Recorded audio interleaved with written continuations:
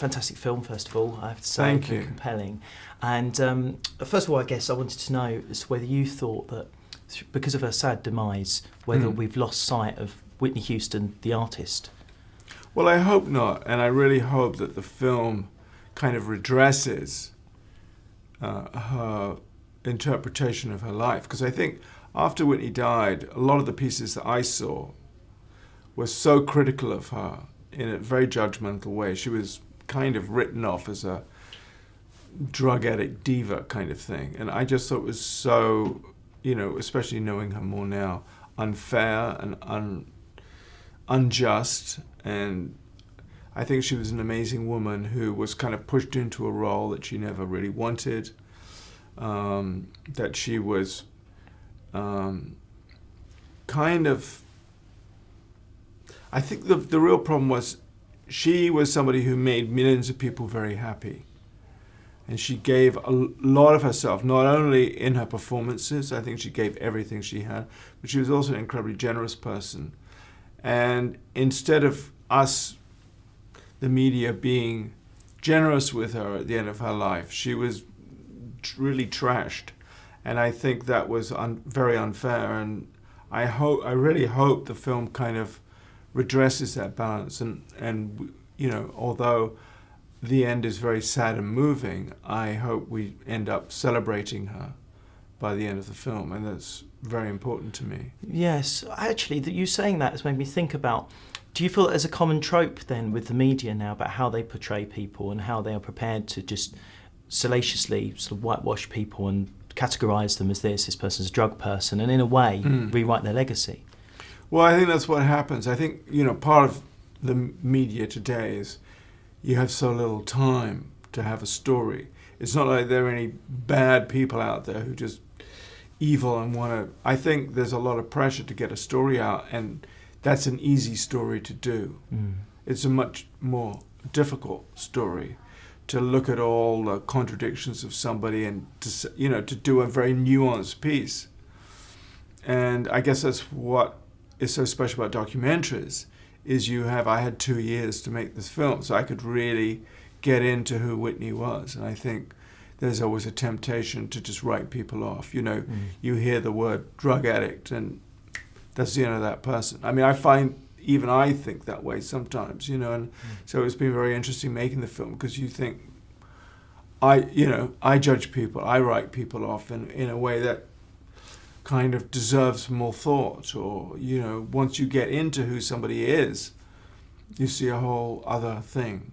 Yeah, the bigger picture is more complex always. Yeah. And did you arrive from this then approach it as a fan, wanting to rectify it, or were you aware of that 1999 tour footage? No, I mean, I have to confess, I really was pretty ignorant about Whitney Houston when I started. And I think that's almost an advantage, because you don't go in with an agenda. You don't go in to prove anything. You just you kind of educate yourself. You learn. And I like taking things I don't know anything about, because you're going to be on them for at least a year. So you want to learn something. You don't want to rehash something you already know.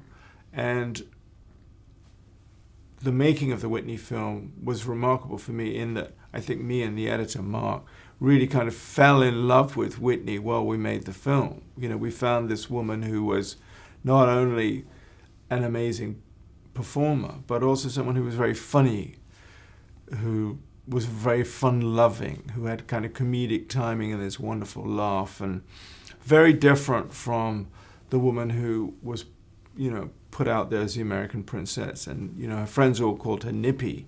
And I think Nippy was a remarkably wonderful person to hang around with. And I think that's the person that we, thought, kind of fell in love with. And I think that's why the film is so moving at the end, because you really feel her soul and her presence. We made the film as much as we could her film. We put her voice in as much as we could, and we looked at every scene sort of through her emotions, through what was affecting her and what she was thinking. So the audience hopefully are really with her when they watch the film.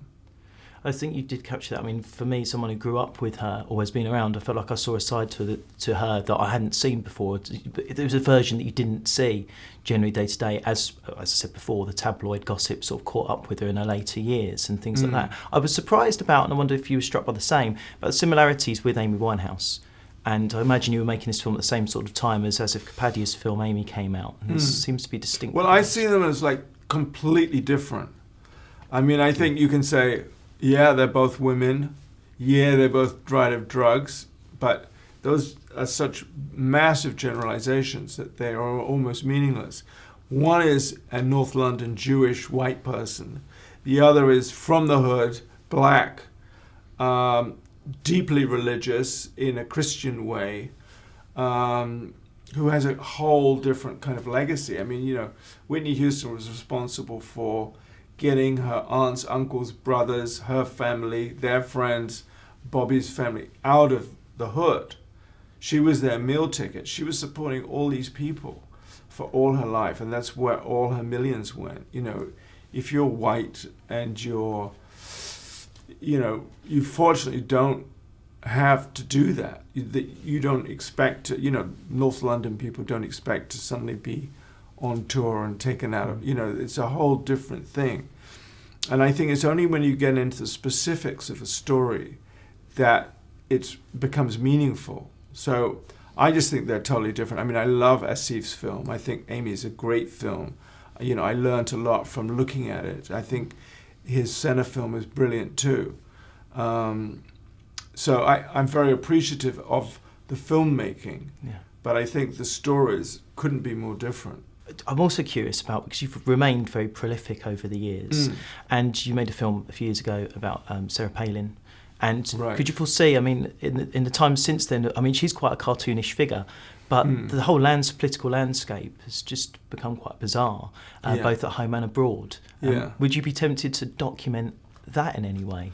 You know, making the Sarah Palin film was one of the most painful experiences, not only being in Alaska in the middle of the winter for months and months and months, but I just sort of hated her and everything she represented. Do you know what I mean? I just couldn't imagine. Strong emotion. Yeah, the thought of spending any time on her or Trump would be a definite life-shortening experience, I think, you know?